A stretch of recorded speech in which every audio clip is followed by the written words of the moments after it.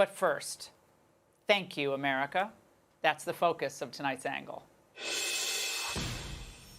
I'm so happy. I was so nervous a few weeks ago. A flight attendant whispered those words in my ear this morning. An hour later, another stranger, I don't know, it was about 35 or so, with a wife and a few small children, approaches me and says, "What a great Thanksgiving this one's going to be." No, I've heard this time and again in recent weeks, and you know why. If y'all don't get up and do the Trump dance, because everybody's doing it. The entire world is happy that Donald Trump is bad, baby.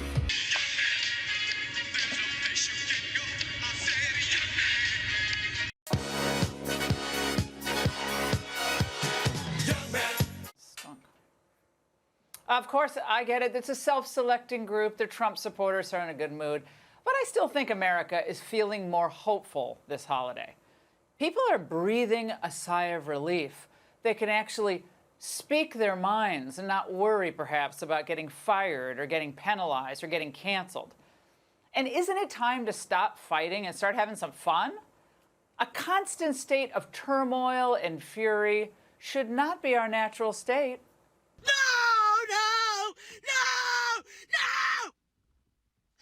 Why? I am ashamed to call myself an American. In fact, I no longer call myself an American. Wake up! This is America, and this is sad.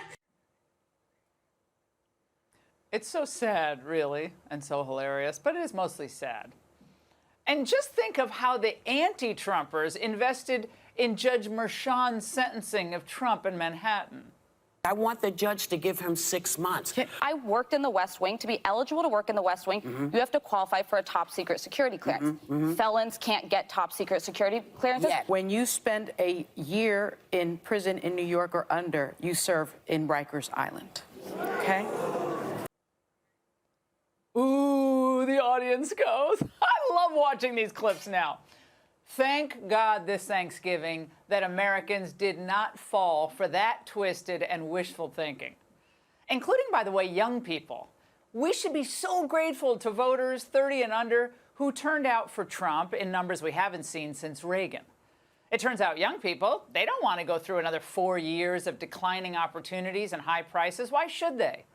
Today, they're giving Donald Trump's transition handling a staggering 65% approval. And by the way, not just young people, more Hispanic and African-American voters turned out for Trump and tuned out the lies. They see MAGA more as an opportunity and not as a threat. But bumbling Biden, he sold it so hard. An extreme movement in America, the MAGA Republicans, led by a defeated president, is trying to steal history now. And thank God enough Americans are over Obama as well. We do not need 4 years of a wannabe king, a wannabe dictator running around trying to punish his enemies. America's ready to turn the page. We are ready for a better story. Georgia, we're ready for a President Kamala Harris.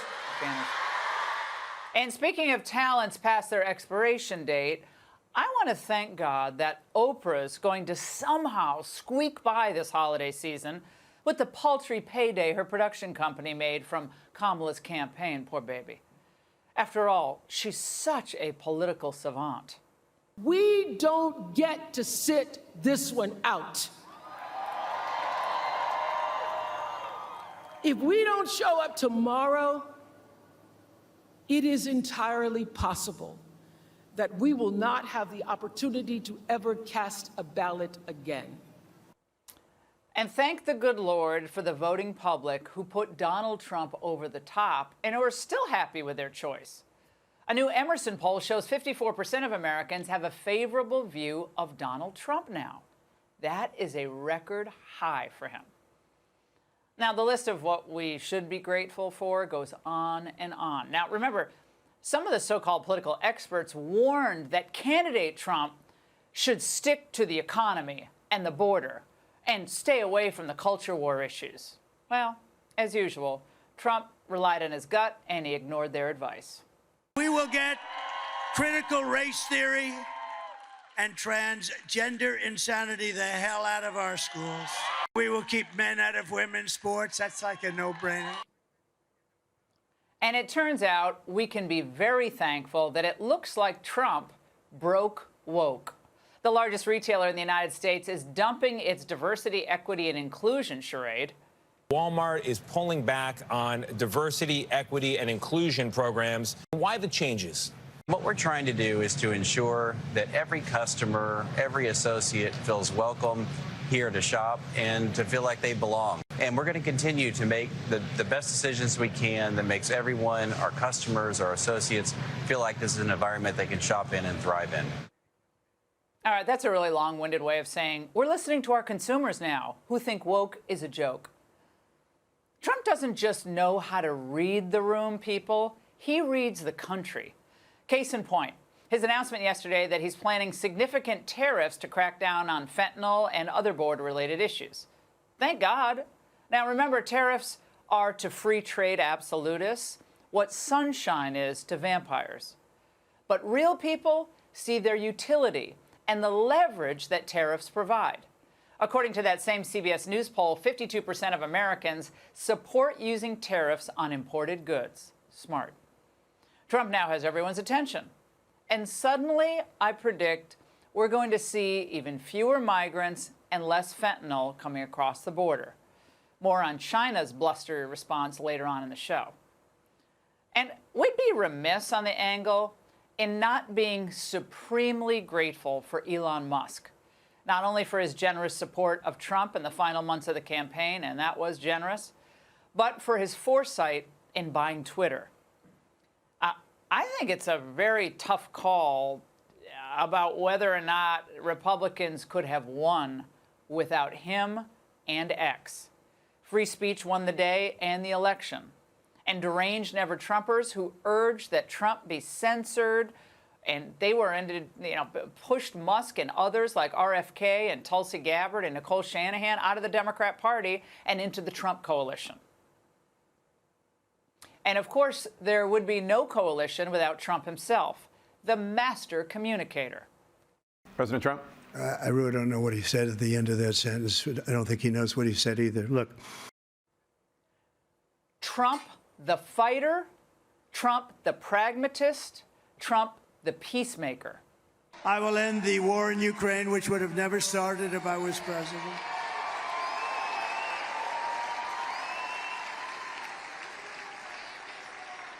And I will stop the chaos in the Middle East. And of course, Trump, the meme generator. He makes politics fun again. And shouldn't we start taking that whole pursuit of happiness thing seriously at this point? I think sometimes as conservatives, and it's true, we're always on the lookout for the traps, the obstacles, the challenges, the potholes, the landmines. But this should be a time for hope. We have achieved amazing victories this year, victories that few predicted in January 2021, not even I. And now we have an incredible opportunity, the best in decades, to build a better world for our children and our grandchildren and expand this coalition to all 50 states. And speaking of kids, I am really thankful for my children, Maria, Dimitri, and Nico. Yeah, teenagers drive me crazy, of course, but what would life be without that kind of crazy? And I'm grateful for you, the viewers. And that's the angle. The Ragin' Cajun James Carville told Democrats to do the walk of shame. And we know how good Democrats are at following orders. So they lined Kamala right up for an early Thanksgiving apology tour. The outcome of this election obviously is not what we wanted. It is not what we worked so hard for. But I am proud of the race we ran. You knocked on doors, you called friends, you called in favors. You said, hey, I showed up at your softball game. Now I need you to show up at the campaign office. And I know this is an uncertain time. I'm clear-eyed about that. I know you're clear-eyed about it. And it feels heavy. And I just have to remind you, don't you ever let anybody take your power from you. And it wasn't just Harris. Tim Walz had to apologize. And the whole campaign did too. Wilmington was ordered to report to Obama World and explain themselves, but they're still full of it. It can sound like making excuses. This political environment sucked, okay? We were dealing with ferocious headwinds, and I think people's instinct was to give the Republicans and even Donald Trump another chance. So we had a complicated puzzle to put together here in terms of the voters, and it was going to take a little bit more independent Republicans. We have to understand that what happened in this election and what didn't.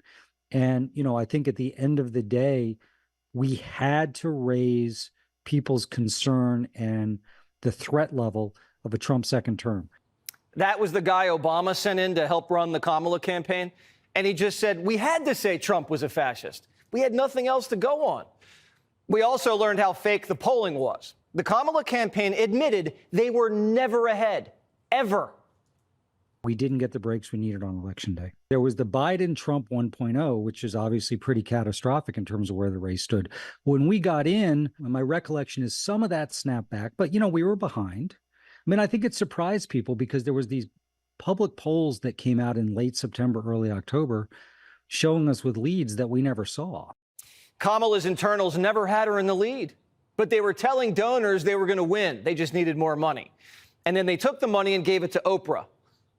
There has been, even from some folks, anonymously at least, inside the campaign, some critique of some of the spending decisions around things like the set for Call Her Daddy, this, you know, renting the Sphere, that sort of stuff. Do you think when you guys have done all the books, that whether the DNC will be in debt at the end of this race?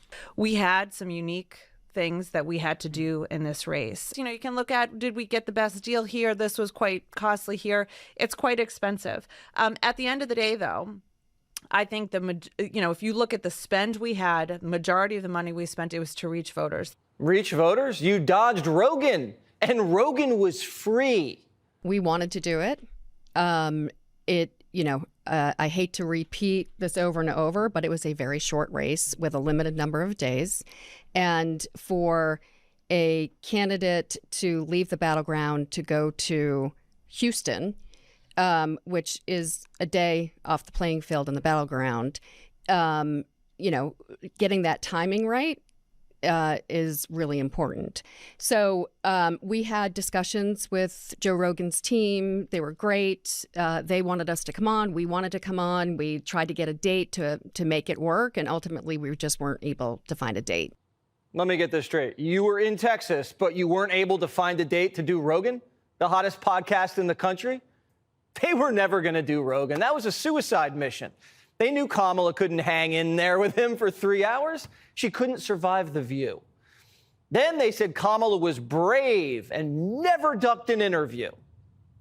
Real people heard in some way that we were not going to have interviews, which was both not true and also so counter to any kind of standard that was put on Trump that I think that was a problem. And then on top of that, we would do an interview, and to Stephanie's point, the questions were small and processy and about dumb. They were not informing a voter who was trying to listen to learn more or to understand. And, I think back and think we should have signaled more of our strategy early on about podcasts and who we were trying to reach. But being up against a narrative that we weren't doing anything or we were afraid to have interviews is completely bullshit.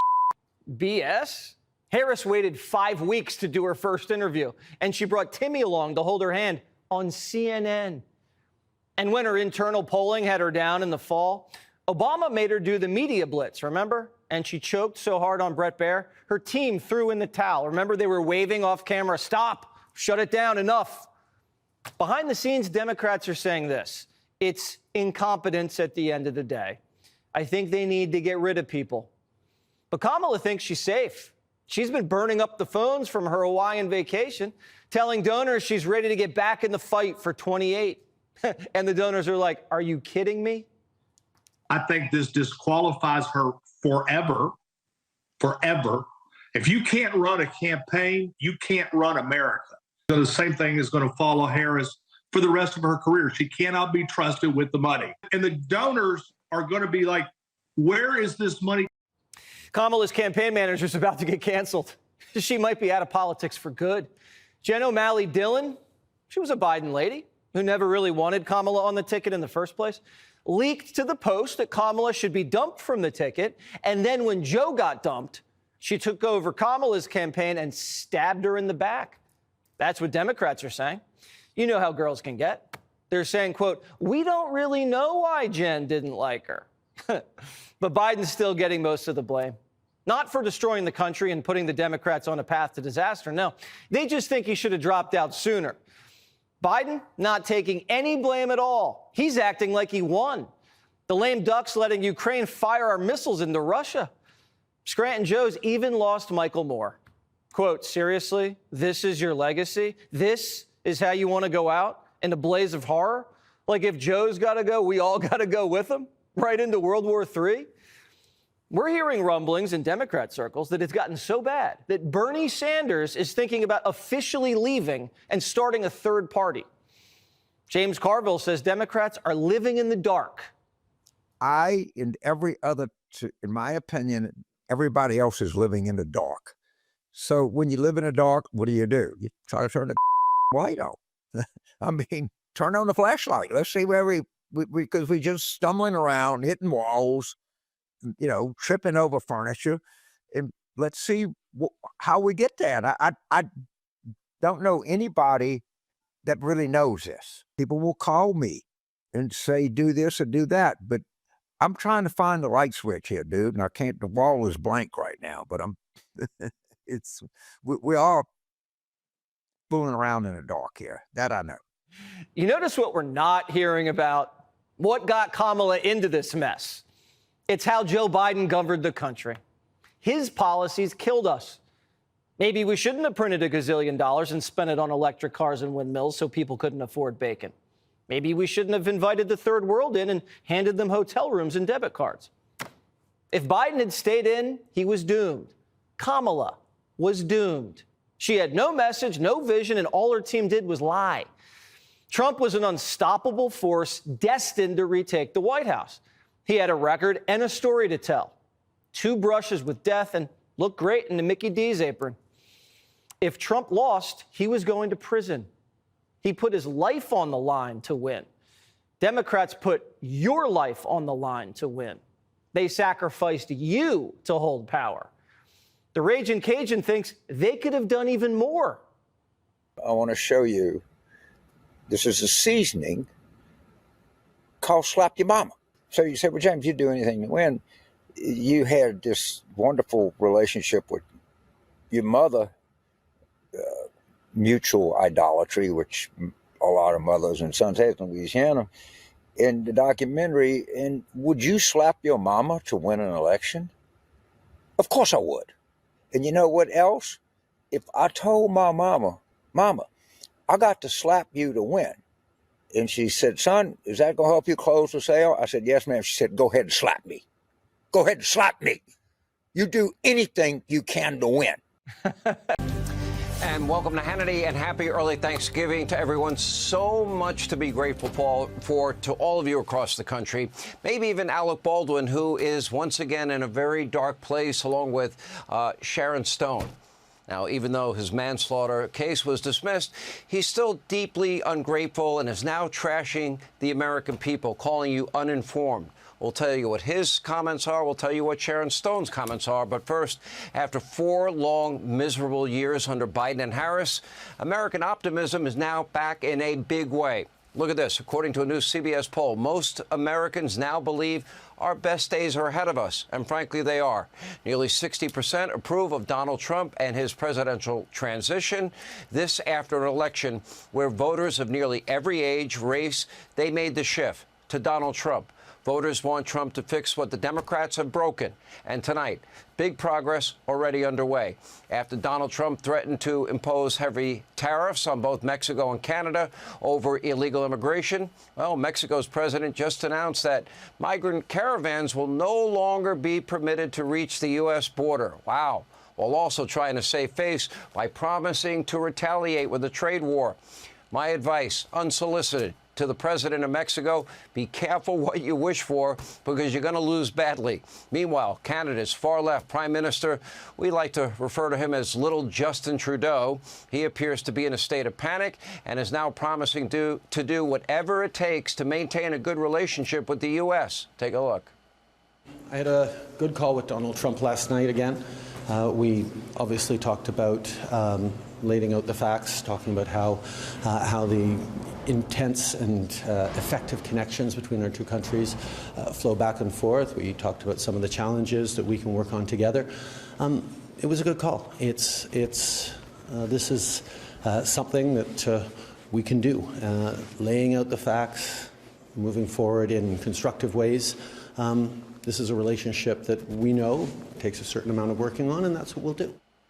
Well, we have a new sheriff in town. That means it is time for our allies, our friends, to act like allies and friends. Securing our border is infinitely more difficult when Canada and Mexico refuse to secure their own borders and uphold their own immigration laws. Now, the same goes for our own cities, our own states. Last night, right here on this program, Donald Trump's incoming border czar, Tom Homan, laid out a very clear warning to any mayor or governor who will obstruct federal deportation and, well, not abide by federal law. Take a look.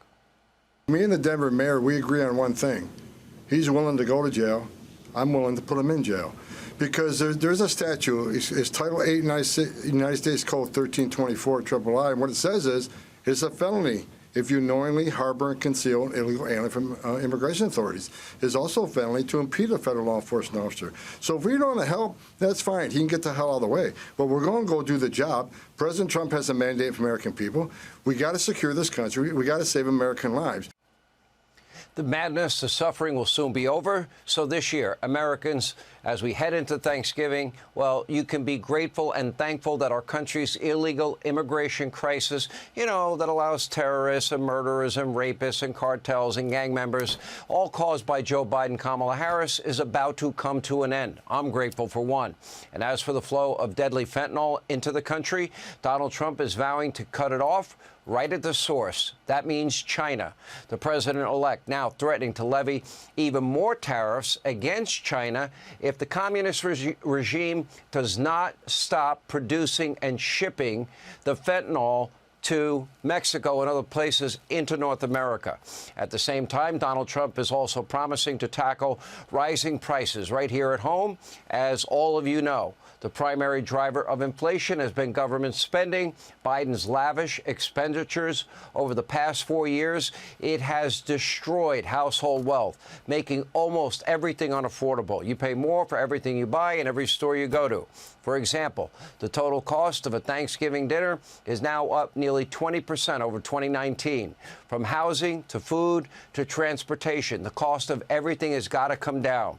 Thankfully, Donald Trump is planning to make America more affordable again through several key measures. That includes cost-cutting efforts recommended by the new Department of Government Accountability. Also, Americans will have more money in their pockets. No tax on tips. Brilliant idea. No tax on overtime. Another great idea. That helps hard-working Americans. In other words, the people that make our country great, the really great people in our country that work hard, play by the rules, pay their taxes, obey the laws, raise their kids, and are struggling, they're going to save more of their hard-earned money. Also, watch the price at the pump sink as Donald Trump will ramp up energy production in short order. Donald Trump is planning to reduce regulations across the board, but especially when it comes to energy. Now, I know you have the far-left climate cult. Well, they will no longer have a seat at the table. Bye-bye. Truth is making a comeback. Common sense is making a comeback. Government tithing will not make their planet healthier. Windmills don't reduce pollution. Paper straws, I hate them. They do nothing to save planet Earth. Nuclear energy, it is clean, it is effective. Natural gas, it is clean, it is abundant. There is nothing wrong with your gas stove, and you should be able to buy the car of your choice, eat the food that you like, have the refrigerator, air conditioner, washer, and dryers that you want, and live your life without compromise. That's called freedom.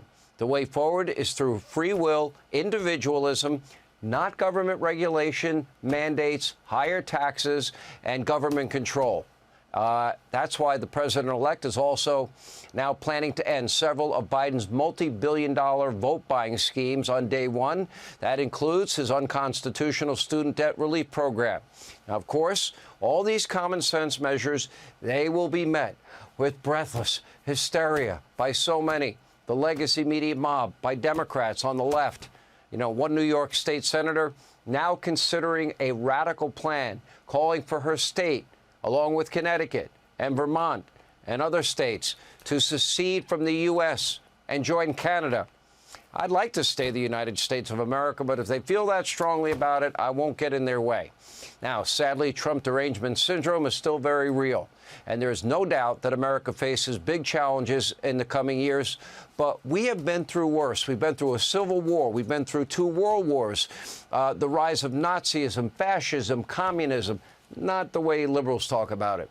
The U.S. won a decades-long Cold War, and we never had to fire a shot. Mr. Gorbachev, tear down this wall.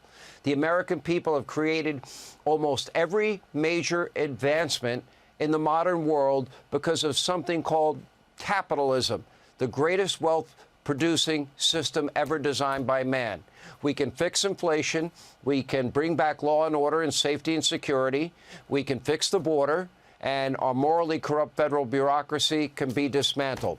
All Americans can dream big again, thanks to all of you. You all showed up. You all voted. This Thanksgiving, I'm grateful for all of you. We now have a fighting chance to rescue this great country, secure the future for generations to come. Maybe a once-in-a-lifetime opportunity. Hey, Sean Hannity here. Hey, click here to subscribe to Fox News YouTube page and catch our hottest interviews and most compelling analysis. You will not get it anywhere else.